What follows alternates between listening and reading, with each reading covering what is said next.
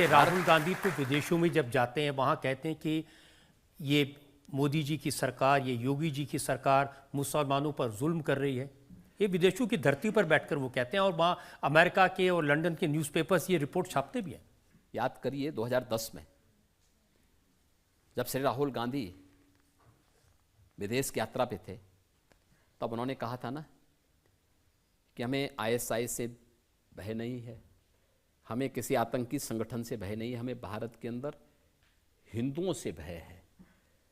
भाई, आपको हिंदुओं से भय है, हिंदुओं को इन्हीं की सरकार के समय आतंकवादी कहा गया था, तो उन हिंदुओं से वोट क्यों मांग रहे हो? फिर उनसे दूरी बना के रखो ना। वैसे भी एक्सीडेंटल हिंदू हैं, इनको अपने आप को हिंदू बोलने में ही शर्म लगती है, और हिंदुओं को लोग आतंकवादी कहते हैं।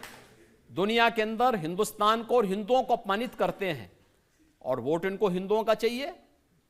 जाति के आधार पर उसी हिंदू को बांटेंगे, ये नहीं चलेगा। ये दोगलापन और दोहरी जोरा चरित्र देश नहीं स्वीकार कर सकता।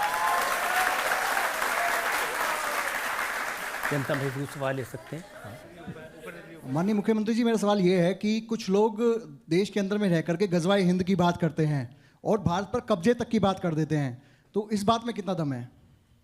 देखिए, गजवाए हिंद का सपना कयामत के दिन तक भी सफल नहीं होने वाला है। मुझसे नोट करके लिख लो, कई पीढ़ियां सड़ जाएंगी, लेकिन ये सपना नहीं पूरा होने वाला है। और भारत अपनी यात्रा को इसी रूप में लेकर के आगे बढ़ेगा, और मोदी जी के नेतृत्व में दुनिया की सबसे बड़ी ताकत भी बनेगा। एक और सवाल ले सकते हैं।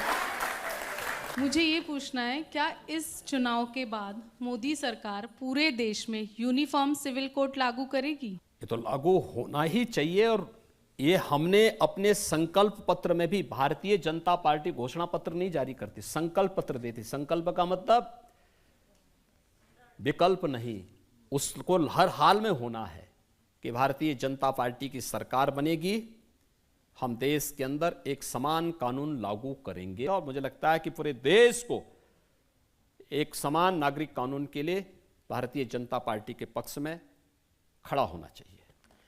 फिर ओवैसी जी कहेंगे कि भारतीय जनता पार्टी हमारे बेडरूम में झांकने की कोशिश कर रही है, हमारे बच्चों को गिनने की कोशिश कर रही है।